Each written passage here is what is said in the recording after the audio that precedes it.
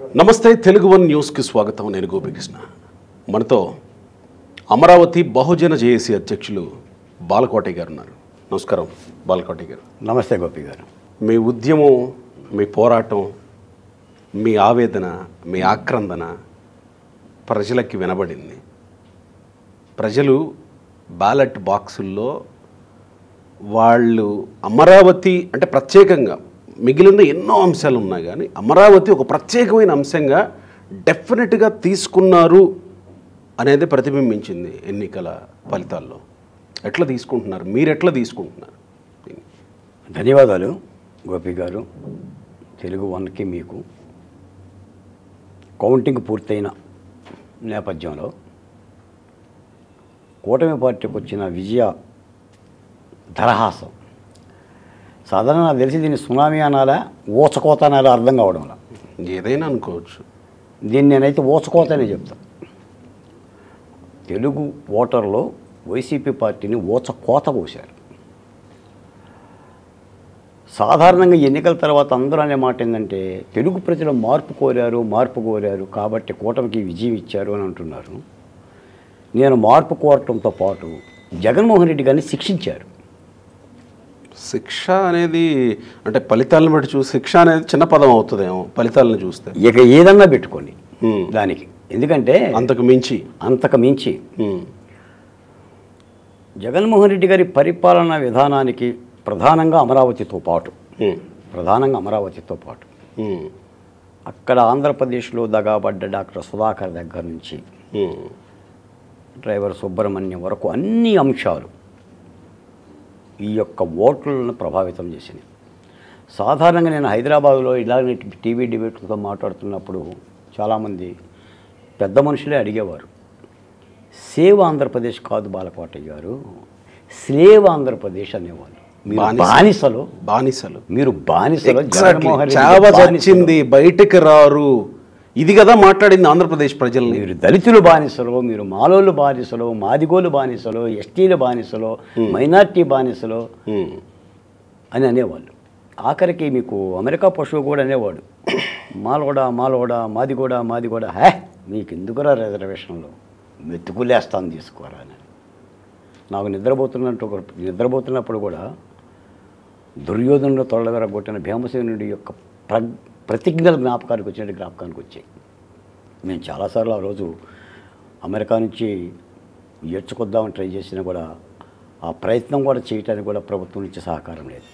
ఆ విధమైన ఒక కసి పంచప్రభాకర్ గారి మరి పంచప్రభాకర్గా పశువు డాక్టర్ అని అంటే, అలాగనే చెన్నై సెకండులు వీళ్ళు చేసిన హననం మహిళల మీద, అమరావతి రైతుల మీద, లేదా ప్రతిపక్ష పార్టీల నాయకుల మీద, నీకు నలుగురు భార్యలు ఉన్నారు, నలుగురు భర్తలు ఉన్నారు, నువ్వు కట్టుకున్న చీర మీద, వేసుకున్న నగల మీద, చేతిలో ఉన్న సంచి మీద, వేసుకున్న చెప్పుల మీద అమరావతి మహిళలు ఘోషించింది అదే కదా.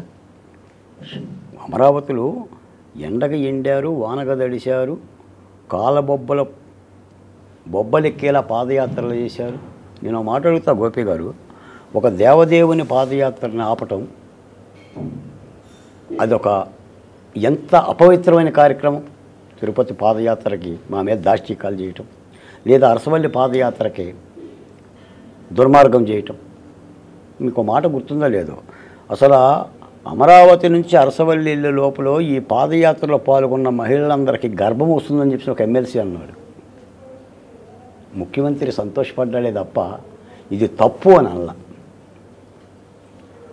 22 మంది పార్లమెంట్ ఎంపీలను ఇచ్చిన ఒక ఎంపీ పార్లమెంట్లో గడ్డి కూడా వేయకుండా నూడి వీడియో చూపించి ఇది తప్పు అంటే, ఇప్పుడు నీకు చూపిస్తా చంద్రబాబు నాయుడు గారు అన్నాడు, నాది చూపిస్తాను నీకు అన్నాడు. ముఖ్యమంత్రి ఏమన్నాడు, తప్పు అని అన్నా. చాలా దుర్మార్గమైన, ఒక తల రావణుడు తెలుసు కానీ 10 తల రావణాసురుడు తెలియదు.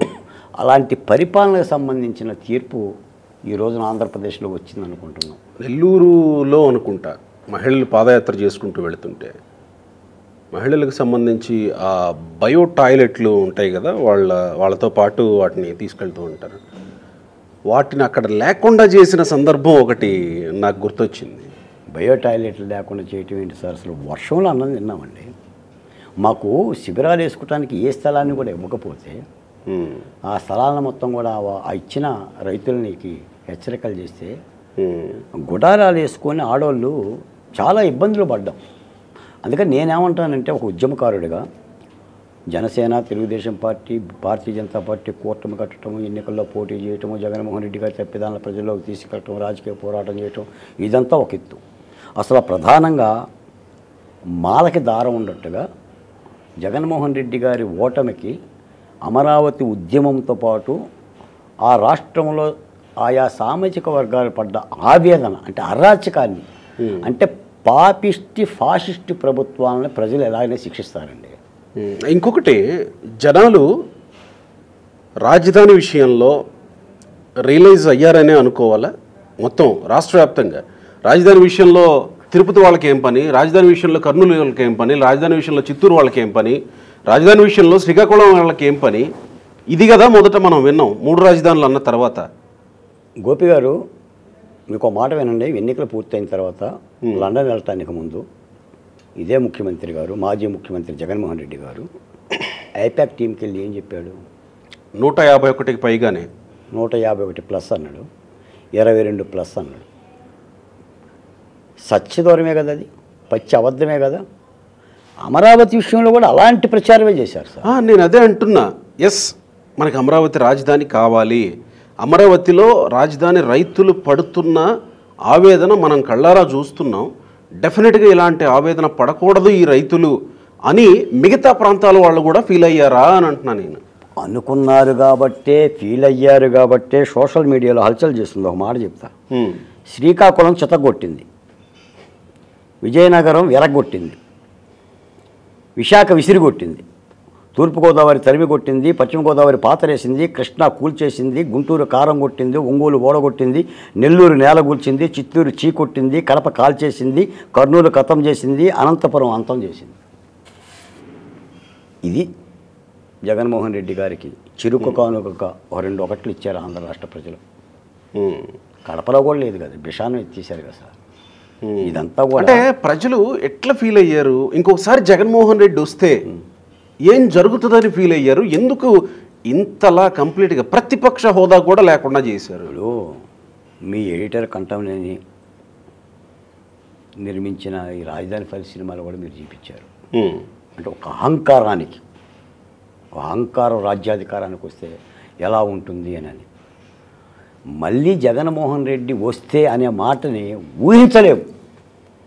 నేనైతే చాలా సందర్భంలో ఆ పోరామస్తానో ఎవడో ఇచ్చిన సర్వేలు చూసి వణికిచ్చాడు, ఎలాగొకలా అధికారంలోకి వస్తామని.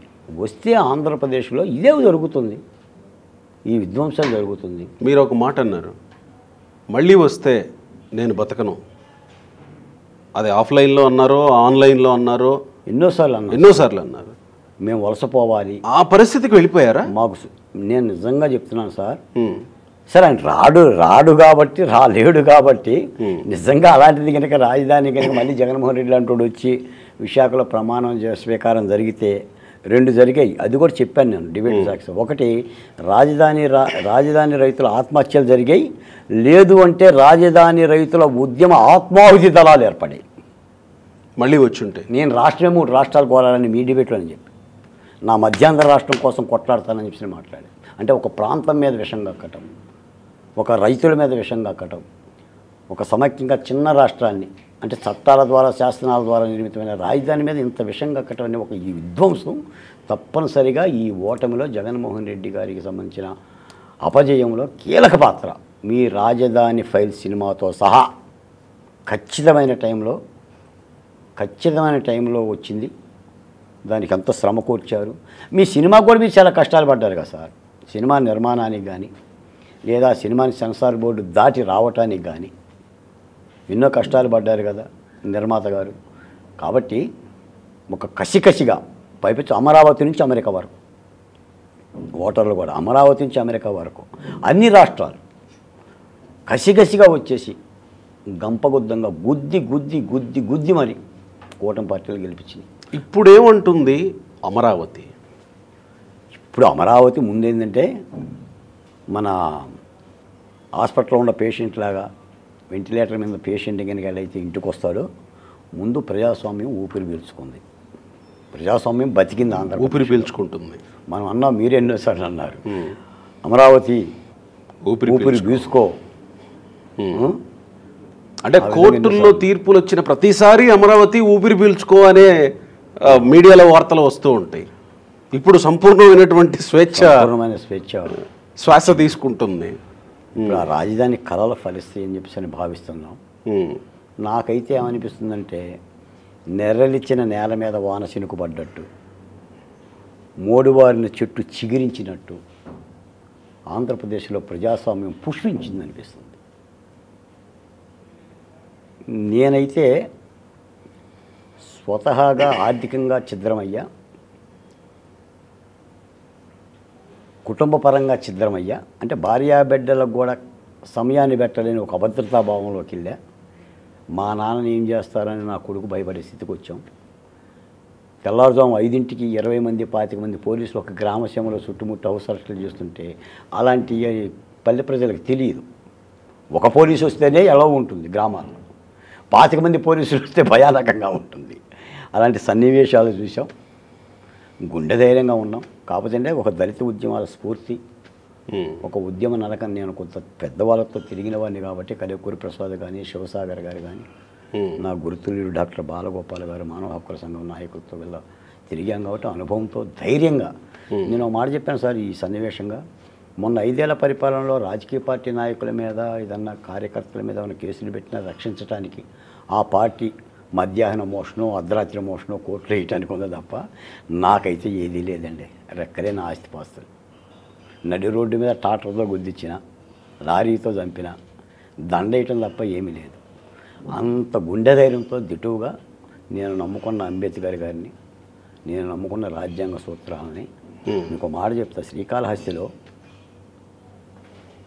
నేను పాదయాత్ర చేస్తూ ఆ దర్శనానికి వెళ్తే మన అయోధ్య రామ ట్రస్ట్ వాళ్ళు పుస్తకాలు అమ్ముతున్నారు, భగవద్గీత, రామాయణము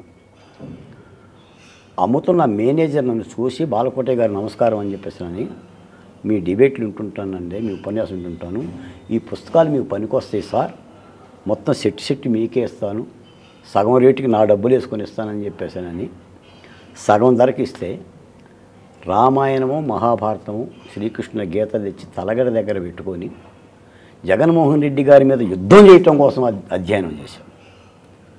రావణుడి కథలు చెప్పా, రావణుడు మేనమామ మైరావణుడి కథలు చెప్పా, దుర్యోధనుడి కథలు చెప్పా, గాంధారి కథలు చెప్పా, భీమసేనుడి యొక్క ప్రతిజ్ఞలు చెప్పా, కుచేలుడి యొక్క జీవితం చెప్పా, శబరి జీవితం చెప్పా. ఇది పవన్ కళ్యాణ్ చంద్రబాబు నాయుడు గారు కొలువు తీరిన విధ్వంసం పుస్తకంలోనే. మీకు ఒక మాట చెప్తాను, రాముడంటే రావణాసురుణ్ణి వధించినోడు మాత్రమే కాదు, శబరి ఇచ్చిన పళ్ళను దూరగా ఆరగించినోడు, నాతిని రాతిగా మార్చినోడు, కాబట్టే ధర్మప్రభు అయ్యాడు. శ్రీకృష్ణ భగవానుడు అంటే కురుక్షేత్ర సంగ్రామంలో విజయం సాధించినోడే కాదు, కుచేలుడు తెచ్చిన అటుకుల్ని అంతే ప్రేమగా తిన్నవాడు. ప్రభువుకి ధర్మం ఉండాలి, ఈ సామాజిక న్యాయం ఉండాలని చెప్పేసి సాక్షాత్తు చంద్రబాబు నాయుడు గారి సభలో నేను చెప్పాను. ఇప్పుడు మేము ఆశిస్తుంది కూడా అదే, కూటమి ద్వారా. ఇక్కడ 11 సీట్లకే పరిమితం అయ్యేంత తప్పులు జగన్మోహన్ రెడ్డి చేశాడా? ఇంకా ఎక్కువ అనుకుంటున్నాను నేను. అవి నిన్న ఆయన ప్రెస్ మీట్ పెట్టి అవ్వతాతలు ఎన్ని లక్షల మందికి నేను ఇచ్చాను, అక్క చెల్లెమ్మలకి ఎంతమందికి నేను ఇచ్చాను, విద్యార్థులకి ఎంతమందికి ఇచ్చాను, ఆటో డ్రైవర్లకి, లాయర్లకి ఎంతమందికి నేను చేశాను, ఎంత ఏమైపోయినాయో అని అంటే చెమ్మగిల్లాడు కదా. నిజంగానే ఇన్ని సీట్లకు పరిమితం అయ్యేంత తప్పులు చేశాడు జగన్మోహన్. గోపి గారు, మీ హృదయంలో కొద్దిగా జాలితనం ఉన్నట్టుంది. జాలి చూపిస్తున్నారు. ధర్మం ఉండాలని మీరేగా అన్నారు. జాలి చూపించాల్సినంత అవసరం లేదు. నేను చూశాను, ఆటో డ్రైవర్లకు డబ్బులు ఇచ్చాను, రైతులకు డబ్బులు ఇచ్చాను, అమ్మలకు డబ్బులు ఇచ్చాను. ఏం జరిగిందో నాకు తెలియదు, అంతా దేవుడికే తెలుసు. మీకు మాట చెప్పానా, ముఖ్యమంత్రి గారు ఏనాడు పవన్ కళ్యాణ్ పేరు పెట్టి పిలవలేదు sir. For the first time పాత్రికేయ సమావేశం ఫస్ట్ టైం నిన్న పవన్ కళ్యాణ్ గారు అని అన్నాడు. ఫస్ట్ టైం ఆయన పెట్టిన పేర్లు 2 ఒకటి దత్తపుత్రుడు, 2 ప్యాకేజీ స్టార్.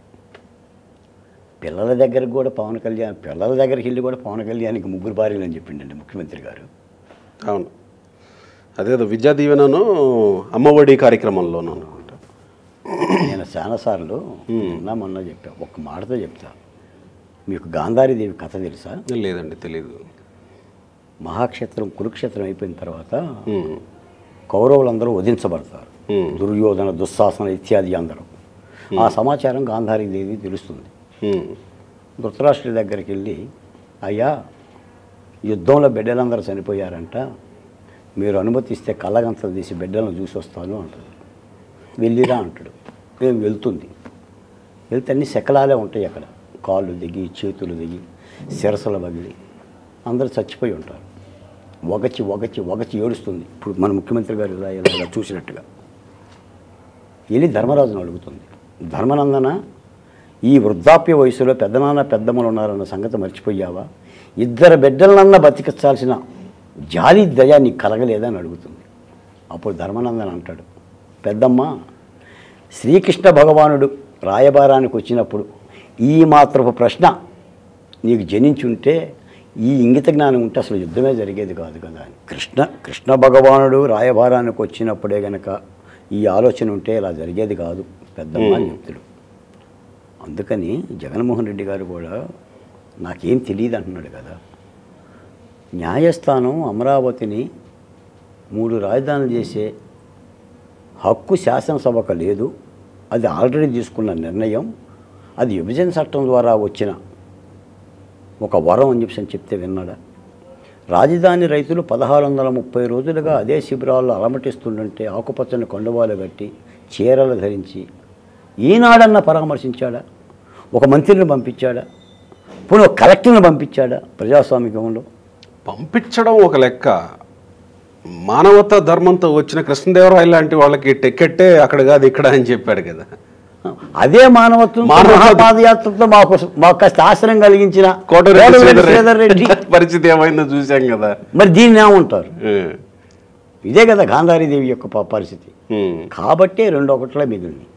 నేను మనకి ఇప్పుడు ఎన్నికలు అయిపోయినాయి, ఓటర్లు తీర్పిచ్చారు కాబట్టి జగన్మోహన్ రెడ్డి గారిని మనం ఏమి విమర్శలు చేయటం లేదు. ఆ ప్రభుత్వ పరిపాలన మీద ఆరోపణలు చేసినా కూడా ప్రయోజనం లేదు. కానీ ఒకసారి మననం చేసేసుకుంటే, ఇందాక కూడా కేఎస్ఆర్ గారు వాళ్ళ ఛానల్లో చెప్తున్నాడు, ఎందుకు ఇలా జరిగింది నాకేం అర్థం కావట్లేదు అన్నాడు. ఎందుకు అర్థం కావట్లా? డాక్టర్ సుధాకర్ని వధించావా రోడ్డు మీద, చంపేసావు, మాస్క్ అడిగితే చంపావు, ఇలా పెడరెక్కలు విరిచికట్టి అరెస్ట్ చేయటం గుర్తులేదా? డ్రైవర్ సుబ్రహ్మణ్యాన్ని హత్య చేసిన ఎమ్మెల్సీని నువ్వు ఎక్కడ పెట్టుకున్నావు? ముఖ్యమంత్రి గారు పక్కనే పెట్టుకున్నావు కదా. శిరోమణంలో శిక్ష పడిన తోట శ్రీమూర్తిని ఎక్కడ పెట్టుకున్నావు? పక్కనే పెట్టుకున్నావు కదా. ఇప్పుడు మన మాచర్లలో చంద్రయ్య అనే ఒక తెలుగుదేశం కార్యకర్తని జై జగన్ అనందుకేగా పేకలా కోసావు కదా. అమర్నాథ్ పరిస్థితి ఏంటి? మరి అట్రాసిటీస్ గుర్తుకు రావా? ఏమీ తెలియదు. మేము ఆటోలకు డబ్బులు ఇచ్చాం, మేము సంక్షేమ పథకాలు డబ్బులు ఇచ్చాం అంటే చేసిన పాపాలు. ఈ పాపాలు. బాల్కోటి గారు ఒక్క మాట చెప్పండి, రాష్ట్రంలో దళితులు దాదాపుగా జగన్మోహన్ రెడ్డితోనే ఉంటారని కూడా వైసీపీ నమ్మింది. నా ఎస్సీలు, నా బీసీలు, నా మైనారిటీలు, నా ఎస్టీలు అని చెప్పుకుంటూ వచ్చాడు. ఎందుకు ఎంత విప్లవాత్మకమైన నిర్ణయం దళితుల నుంచి జగన్ ఎదుర్కొన్నాడు? గోపి గారు మొదటి నుంచి కూడా మనకి ఇది ఒక పెద్ద నిందండి ఆంధ్రప్రదేశ్లో దళితుల మీద. ఏనేది మాలల మేనమామ, మాదిగల బాబాయి, ఈ ఎస్సీ ఎస్టీలు ఆయన పక్షాన్ని ఉంటారు. మాకు ఇది బొడ్డు కోసి పేరే అని పెట్టారేంటి సార్? మరి ఇప్పుడు ఏమంటారు?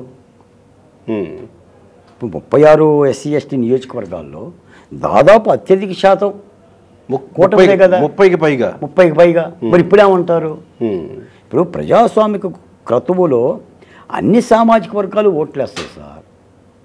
ఎస్సీలు వేస్తారు, ఎస్టీలు వేస్తారు, ఓసీలు వేస్తారు, ఇతర సామాజిక వర్గాలన్నీ వేస్తారు. విజయాన్ని అలానే చూడాలి.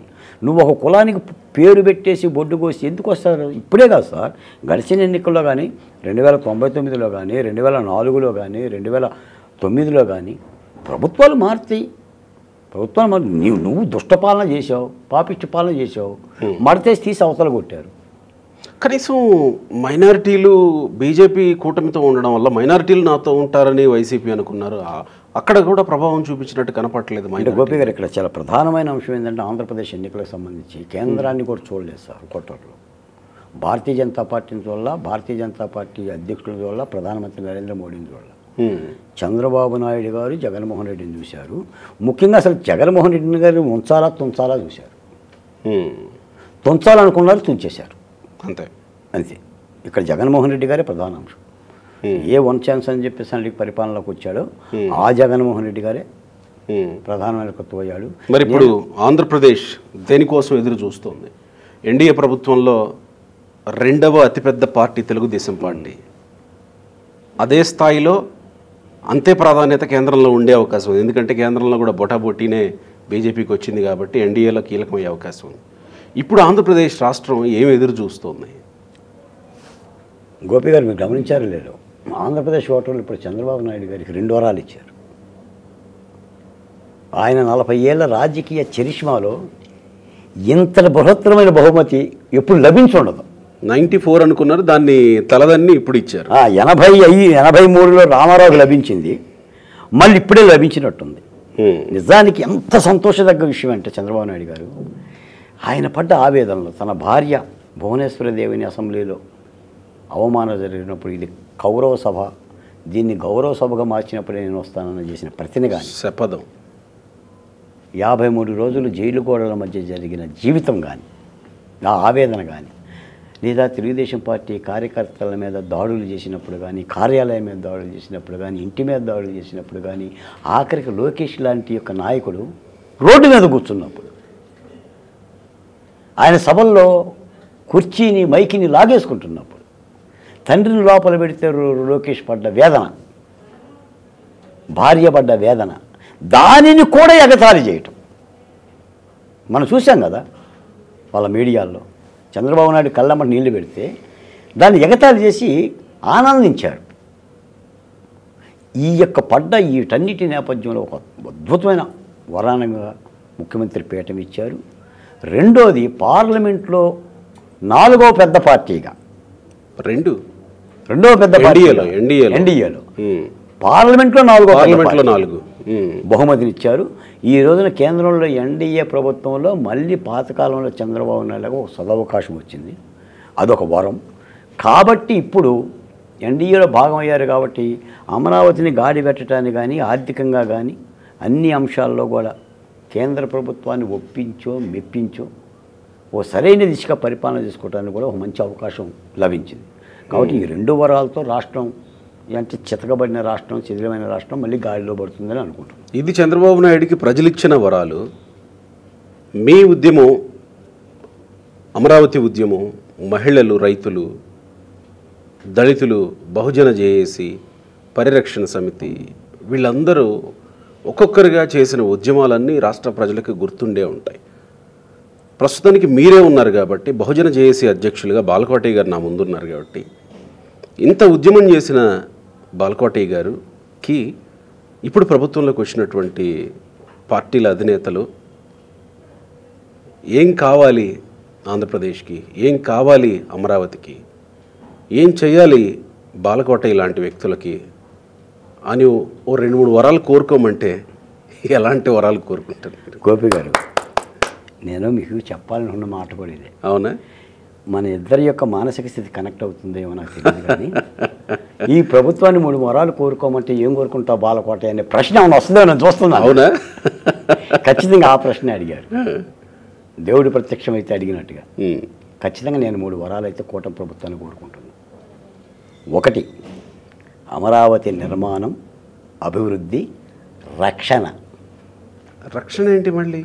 మరొకసారి ఇంకొక ముఖ్యమంత్రి వచ్చి ఓకే సీతమ్మూరిని ఎత్తుకుపోయినట్టుగా రావణాసురుడు మళ్ళీ ఈ అమరావతిని తీసుకెళ్ళిపోయి ఈ సందులో పెడతా, ఈ గొంతులో పెడతానని చెప్పేసి అనకుండా ఒక చట్టబద్ధమైన పటిష్టమైన రక్షణ. కానీ అక్కడ ఒక లక్ష్మణ రేఖ ఉంది కదా, లక్ష్మణ రేఖ ఈసారి దాటరేమో కదా అమరావతి ప్రజలు.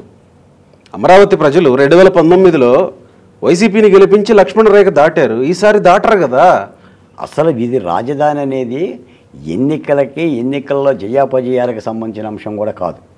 ఒక ప్రాంతంలో పెట్టిన రాజధాని అమరావతి రాజధాని, ఆంధ్ర రాజధాని అక్కడే ఉండాలి. శ్రీశైలం ప్రాజెక్టు అక్కడే ఉండాలి. పోలవరం అక్కడే ఉండాలి.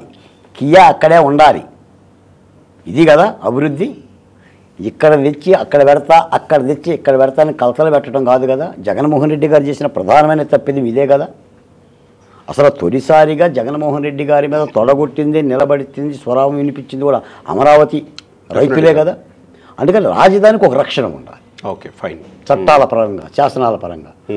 2, దాష్టీకాల మీద జగన్మోహన్ రెడ్డి గారు 5 ఏళ్ల దాష్టీకాల మీద, విధ్వంసం మీద ఒక ప్రత్యేకమైన మంత్రిత్వ శాఖను పెట్టి, ఆ శాఖకు దళితుల్ని మంత్రిగా పెట్టి విచారణ పర్వం కొనసాగించాలి. అంటే హోంశాఖ ఉంటుంది కదా ఆల్రెడీ. వీటి మీదే శాఖను పెట్టాలి. దాష్టీకాల మీదే, ప్రత్యేక 5 ఏళ్ల విధ్వంసం మీద. అంటే కక్ష తీర్చుకోమని చెప్తున్నా. న్యాయబద్ధ చట్టం తన పని తాను చేయమంటున్నా. ఇది కక్ష కాదు. చట్టబద్ధంగా డాక్టర్ సుధాకర్ దగ్గర నుంచి డ్రైవర్ సుబ్రహ్మణ్యం వరకు అత్యాచారాల మీద, శిరోముండనాల మీద, మానభంగాల మీద, అమరావతి మీద పెట్టిన కేసుల మీద ఏంటి గోపి గారు ఎద మీద చెయ్యేసి, ఎదురమ్మల మీద చెయ్యేసి అరెస్ట్ చేయటాన్ని, లేదంటే ఎవడోమన్నాడే మిమ్మల్ని భూములు అని లకారాలతో మాట్లాడిన పోలీస్ ఆఫీసర్, ఎస్సీల మీద ఎస్సీ అట్రాసిటీ కేసులు, ఒక ఎంపీని తెచ్చేసి నువ్వు 3rd డిగ్రీ ప్రయోగించటాలు, ఈ దుర్మార్గాల మీద బూతులు మాట్లాడిన వాళ్ళు, హననం చేసిన వాళ్ళు, అసైన్మెంట్ భూములు ఆక్రమించిన వాళ్ళు, ఇళ్ల స్థలాల పేరు మీద కబ్జాలు చేసిన వాళ్ళు, అవినీతి మీద, ఈ విధ్వంసం మీద తప్పనిసరిగా మంత్రిత్వ శాఖను పెట్టాలి. దీనికి దళితున్నే మంత్రిగా చెయ్యాలి. హైకోర్టు ద్వారా కానీ, సుప్రీంకోర్టు ద్వారా కానీ విచారణ కమిటీలు వేసి సమగ్రమైన, అంటే ఉపశమనం కలగాలి. ఇప్పుడు బాధపడుతున్న రాష్ట్రానికి, ఎందుకంటే ఎన్నికలు ఇది ప్రధానమైన అంశంగా మనం భావిస్తున్నాం కాబట్టి ప్రజలు దీన్ని కోరుకుంటున్నారు. దీనికి నిధులు అక్కర్లా, దీనికి బడ్జెట్లు అక్కర్లా, అప్పు చేయనక్కర్లా, ఏ పొలమో అమ్మనక్కర్లా. చట్టాన్ని తన పని తాను చేసుకునే విధంగా వీటి మీద జరగాలి. ఆంధ్ర రాష్ట్రంలో మరణించిన ఏ దళిత కుటుంబానికి కూడా నష్టపరిహారం ఇవ్వలేదు. ఎస్సీ ఎస్టీ అట్రాసిటీ యాక్ట్ ప్రకారంగా ఏ అత్యాచారానికి కూడా నష్టపరిహారం ఇవ్వలేదు. రాజధానిలో దాదాపు 300 మంది ప్రత్యక్షంగానే పరోక్షంగానే చనిపోయారు. కనీసం ఆ కుటుంబాలను ఓదార్చిన పాపాను బాగలేదు. వీటన్నిటికి సంబంధించిన కార్యక్రమం ఒకటి చేయాలి. 3, ఆంధ్రప్రదేశ్లో ఖచ్చితమైన నిఖార్సైన సామాజిక న్యాయ సమపాలన జరగాలి అన్ని సామాజిక వర్గాలకు. మేమేదో మంత్రి పదవి ఇచ్చాం, మేమేదో కార్పొరేషన్ ఇచ్చామని కాకుండా, సో ఒక సామాజిక న్యాయాన్ని, ఖచ్చితమైన న్యాయం పాటించాలి. ఈ యొక్క ఉద్యమాలు చేసిన, ఈ 5 ఏళ్ల కాలంలో చేసిన ఆయా ఉద్యమాలు, ఒక బాలకోటయ్య నేను చెప్పాను, నేనేం చెప్పను. ఇప్పుడు మీరు చేశారు, మీ ఛానల్లో చేసింది, మీ ఎండీ గారు చేశారు. ఈ చేసిన వీటికి సంబంధించిన వాళ్ళందరూ కూడా ఒక గుర్తింపునివ్వాలి, ఒక గౌరవాన్ని ఇవ్వాలి. అవకాశం ఉంటే పరిపాలనలో భాగస్వాములు కూడా చేయాలి.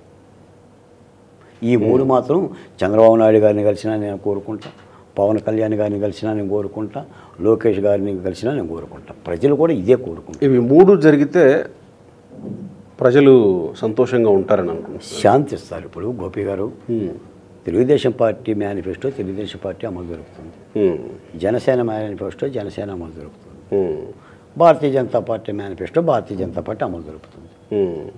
అవి యథావిధంగా జరిగేవి.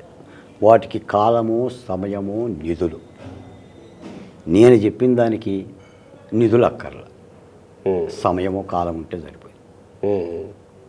కాబట్టి ఇది చేస్తే ఉపశమనం జరుగుతుంది. ఉపశమనం వస్తుంది. ఉపశమనం అవసరం. ఎందుకంటే నాకు తెలిసి మొన్న నేను కొన్ని చోట్ల మాట్లాడుతున్నప్పుడు కూడా అసలు నిజానికి కూటమి పార్టీకి వచ్చిన ఈ విజయాన్ని డాక్టర్ సుధాకర్ యొక్క ఆత్మకి అంకితం ఇచ్చాను, డాక్టర్ అచ్చెన్న ఆత్మకి అంకితం ఇచ్చాను. మా మందడంలో గద్దె ప్రభావతి చనిపోయింది, పెద్దపెరుమలో బాలయ్య చనిపోయాడు, మార్టిన్ అని మీకు తెలిసి ఉంటుంది, దళిత నాయకుడు, అతను కూడా చనిపోయాడు. వీళ్ళ ఆత్మల యొక్క ప్రతిఫలమే ఇదంతా. కాబట్టి తప్పనిసరిగా ఈ దిశగా కూడా, అంటే నేను తప్పనిసరిగా చంద్రబాబు నాయుడు గారు ఆ దిశగానే ఆలోచిస్తాను. ఇక నుంచి చంద్రబాబు నాయుడు గారిలో కొత్త చంద్రబింబం కనిపిస్తుంది. పాత తరహా పరిపాలన కానీ, పాత తరహా పురావస్తు శాసనాలు, పురావస్తు రాళ్ళు పనికిరావు. ఆధునిక సమాజంలో ప్రజలు ఏది కోరుకుంటున్నారు, ఏం ఆశిస్తారు. ఎందుకంటే 25,000 తక్కువ లేదు మెజారిటీ. కరెక్ట్. ఏ కాన్స్టిట్యున్సీ అయినా డెఫినెట్గా. ఎస్ ఎస్, మంచి పాయింట్ చెప్పారు. కరెక్ట్. ఎమ్మెల్యే స్థానాలు లక్షల్లోకి వెళ్ళిపోయినాయి. ఎందుకు అంటే అంతలా నమ్మి అంత అవసరం మీరు అని చెప్పినట్టే కదా అంత మెజారిటీ ఇచ్చారంటే. దానికి న్యాయం చేయాలంటే తప్పనిసరిగా ఎగ్జాక్ట్లీ చంద్రబాబు నాయుడు గారే చేయగలరు. ఆ దిశగా కొంగొత్త నిర్ణయాలతో సో రేపు అమరావతిలోనే ప్రమాణ స్వీకారం జరగబోతుంది అనేది ఇప్పటివరకు వినిపిస్తున్నటువంటిది. బహుశా ఆ దిశగానే వెళుతున్నట్టే కనబడుతోంది. అమరావతిలోనే ప్రమాణ స్వీకారం జరగడాన్ని అమరావతి ఉద్యమకారులుగా ఎట్లా స్వీకరిస్తున్నారు, స్వాగతిస్తున్నారు? ఆహ్వానిస్తాం. అసలు నాకు తెలిసి చంద్రబాబు కర్ణుడి కవచకుండాలు ఉన్నట్టుగా చంద్రబాబు నాయుడు గారికి అమరావతి ఒక కవచకుండాలం. ఆయన వేసిన మొక్క సార్, నీరు ఎవరు పోయాలి? మొక్కేసినోడే కదా నీరు పోయాల్సింది. జగన్మోహన్ రెడ్డి గారు ఆ మొక్క వేయలేదు కాబట్టి పీకే ప్రయత్నం చేసిండు. ఇప్పుడు ఆ మూడు చిగురించాలంటే చంద్రబాబు నాయుడు గారు నీరు పోయాలి. కాబట్టి ఆయన ప్రమాణ స్వీకారం అక్కడే పెట్టాడు. అమరావతి ప్రాంతంలోనే ప్రమాణ స్వీకారం పెట్టాడు. కొన్ని లక్షల మంది ఆ ప్రయత్నాలు కూడా జరుగుతున్నాయి. తప్పనిసరిగా అమరావతికి ఏం చెయ్యాలో ఏంటి అనేది చంద్రబాబు నాయుడు గారు చాలా స్పష్టంగా తెలుసండి. దానికేమో పెద్ద పెద్ద బడ్జెట్లు అక్కర్లా, ఏ డబ్బులు అక్కర్లా. అమరావతిలోనే అక్షయ పాత్ర, దాని దగ్గరే డబ్బులు ఉన్నాయి. దాని యొక్క కాన్సెప్టే, ల్యాండ్ పూలింగ్ కాన్సెప్టే ఆ విధంగా డిజైన్ చేశాడు. తప్పనిసరిగా మాకు 7 నగరాలు, 12 నగరాలు, 18 నగరాలు అక్కర్లా. అమరావతి ఉంటే చాలు, నగరం దాని అంతటిగా అభివృద్ధి చెందుతుంది. ఇప్పుడు ఆ దిశగా కొత్తగా నిర్ణయాలు తీసుకుంటాడు. ఇప్పుడు అమరావతిలో వంగిపోయిన ఆ పిల్లర్లన్నీ మళ్ళీ లేచి నించుంటాయా? గోడలకు అంటుకున్న బూజులన్నీ దులిపేస్తారా? మొత్తం అంతా నీళ్లలో మొత్తం అంతా మునిగిపోయి ఉన్న ఇదంతా ఒక నిర్మాణం చేసేటప్పుడు కట్టడాలు 8 mm రాడ్స్, 12 mm రాడ్స్. అవునవును. ఇప్పుడు అమరావతికి 34 mm రాడ్స్ వేయాలి. ఇందాక రక్షణ అనేది అందుకే 34 mm రాడ్స్, 64 mm రాడ్స్తో అమరావతిని బిగించాలి. జగన్మోహన్ రెడ్డి గారు టచ్ చేయాలంటే భయపడాలి, లేదా ఏ ముఖ్యమంత్రి అయినా సరే. దాన్ని చట్టబద్ధంగా కోరుకుంటున్నాం. అమరావతిలో ఇప్పుడు ఈ రోజున నిన్న మొన్న కొంతమంది మహిళలు మాట్లాడారు ఫోన్లో. వాళ్ళ ఆనందానికి అవధులు లేవు. ఎందుకంటే వాళ్ళు దాదాపుగా ఈ 5 ఏళ్లలో ఏ పండగ చేసుకోవాలి, సంక్రాంతి, దసరా, క్రిస్టమస్, ఈ ఆవేదనతోనే ఉన్నారు. గట్టిగా సమర్థించినట్టే కదా మిమ్మల్ని. అమరావతిని కర్నూలు రాజధాని అన్నాడు, కర్నూలు స్వీప్ అయింది. విశాఖ రాజధాని అన్నాడు, విశాఖలో వచ్చింది 2 సీట్లు. విజయనగరం, శ్రీకాకుళం స్వీప్. ఉత్తరాంధ్ర అన్నాడు, స్వీప్ అయింది. పోనీ తిరుపతి అనుకోవడానికి తిరుపతి, చిత్తూరు 2 సీట్లు, ఉమ్మడి చిత్తూరు 2 సీట్లు. అమరావతి అని అంటే అమరావతి కంప్లీట్ స్వీప్. ఆయన ఎక్కడ రాజధాని అన్నా కానీ అక్కడంతా స్వీప్ అవుతా వచ్చింది. అంటే వాళ్ళంతా మాకొద్దు అని ఉత్తరాంధ్ర వాళ్ళు ఎప్పుడో చెప్పేశారు, మాకొద్దురా బాబు రాజధాని అమరావతిలోనే ఉంచండి అని ఎప్పుడో చెప్పేశారు. ఇప్పుడు ఓట్ల రూపంలో కూడా అంతే చెప్పినట్టు అనుకోవాలి. రాజధానితో పాటు విధ్వంస పరిపాలన. మనం ఈ కింది కులాల మీద జరిగిన దాష్టీకాలను మాత్రం ఎట్టి పరిస్థితుల్లో మర్చిపోకూడదు. కింది కులాలు ఏముంది, ఆ కులాలు అంశం వస్తే ఇక ఈ 2 కింద నుంచి పై వరకు అందరూ. నేను పొద్దున ఎలక్షన్ కమిషన్కి కులాన్ని ఆపాదించి మాట్లాడిన సందర్భం మనం చూడలేదా? ఏబి వెంకటేశ్వరరావు లాంటి వ్యక్తుల్ని ఎలా చేశారో మనం చూడలేదా? ఒక కులం అని మనం ఇక్కడ నాది కమ్మ కులమే అన్నారు కదా సార్. నాది చంద్రబాబు నాయుడు గారి కులమే అన్నారు నన్ను కూడా. అవునా? మీ డిబేట్లో నేను చెప్పాను కదా సార్, తేనెను అరిచేతిలో వేసుకుని నాకండి ఎంత కమ్మగా ఉంటుందని నేనంటే, కమ్మ అనే పదాన్ని కట్ చేసి బాలకోట ఈ కమ్మోడు ఎరా అని అన్నా. మీ డిబేట్లో నేను చెప్పి పివి రమేష్ గారిని అదే కులాన్ని కంటగట్టారు. నిన్న ఫోన్ చేశాను సార్, ఒక మిత్రుడితో మాట్లాడుతూ, ఏంటి మిత్రమా ఇంత సునామీలాగా వచ్చిందంటే ఆయన ఏమన్నాడు తెలుసా, ఇది సునామీ కాదు బాలకోటయ్య గారు, ఇంట్లో పిచ్చుకొక్కొత్తే ఏం చేస్తాం, తలుపేసి నలుగురు చుట్టుపక్కల చేరుతాం, బరితే తీసుకొని బాస్తాం కదా, అలా చేశారంటండి. బహుశా ఈ ఉదాహరణ బాగుంది అని అనుకున్నాను నేను. అంటే కామన్ మ్యాన్, గ్రామీణ ప్రజలు ఆ విధమైన చెప్తున్నారు. ఏదైనా ఒకటి మాత్రం చూడండి, ప్రజాస్వామ్యం జగన్మోహన్ రెడ్డి గారు ఓడిపోయారు, చంద్రబాబు నాయుడు గారు గెలిచారని చెప్పడం కాదు, కానీ ప్రజాస్వామ్య ప్రక్రియలో, ప్రజాస్వామ్యంలో ప్రజలిచ్చిన అవకాశాన్ని, అధికారాన్ని సద్వినియోగం చేసుకున్న వాడే ప్రభు అవుతాడు తప్ప, నా తల మీద 2 కొమ్ములు మొలిసినాయి అని చెప్పేసి అని ఓట్ల గిత్తలాగా ప్రతోడిని కుమ్మేస్తాను అని చెప్పేసి ఆ కొమ్ములు ఎరగదీస్తాను. ఒక్క మాట, పేదలు పెత్తందారులు అని సమాజాన్ని జగన్మోహన్ రెడ్డి ఒక లైన్ గీశారు కదా, మరి అదే పేదలు అదే పేదలు అనుకుంటున్నటువంటి జగన్మోహన్ రెడ్డి అనుకునేటువంటి పేదలు ఇప్పుడు మరి ఎవరికి ఇచ్చినట్టు అధికారం? అవును సార్, పెత్తందారులకి పేదలకు మధ్య పోటీ అన్నారు. పేదలందరూ జగన్మోహన్ రెడ్డి గారిని పెత్తందారులు అనుకున్నారు. ఓహోహోహో. ఆ పోటీనే జరిగింది. ఓకే. ఆయన నిరుపేద, దళితుడా, లేకపోతే బలహీనుడా? వేల కోట్ల రూపాయల ఆస్తిపరుడే కదా. మనం మాట్లాడుకున్నాం కదా, 9 కిలోమీటర్లకు 9 కోట్ల రూపాయలు ఖర్చు పెట్టాడు అని. ఆయన సభలో ఆయన వికటాట్టహాసాలు, 1000 మంది పహారా, పరదాలు. ఎవరు పెత్తందారో అర్థమైపోయింది. ఎవరు పెత్తందారో అర్థం అవుతుంది కదా. ఇవన్నీ రాజకీయాల్లో చెప్పుకోవటానికి. అందుకని ఆయనకు అర్థం కాల. ఇప్పుడు కానీ ఏంటంటే ఆయన ఎందుకు ఓడిపోయాడని ఆయనకు అర్థం కాల, ఆయన దగ్గర ఉన్న సలహాదారులకు అర్థం కాల, ఆ మీడియా ప్రతినిధులు కూడా అర్థం కాల. ఏంటి ఆ సలహాదారులు బయటకు వచ్చినట్టు లేరు నిన్నటి నుంచి? నిన్న నేను మొత్తం హైదరాబాద్లో చూశాను సార్. అంతా అధికార ప్రతినిధులందరూ కూడా స్విచ్ ఆఫ్.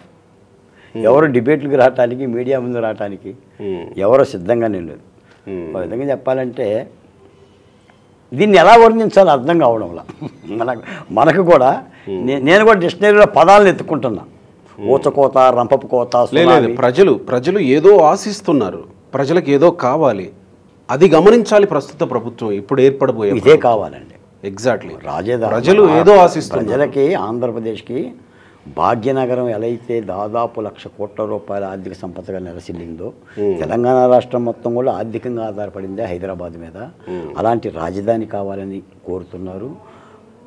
2, ఈ దాష్టీకాలు, దౌర్జన్యాలు, గంజాయి, డ్రగ్స్, ఒక అరాచక పరిపాలన లేకుండా అది ప్రశాంతంగా బతకాలి. మీకు తెలుసుగా గోపి గారు, మా పిడికడ ఆత్మగౌరవం కోసమని, మాకు ఊపిరి సలపటం లేదని మీకే జీపించాను, వీ కాంట్ బ్రీత్ అని.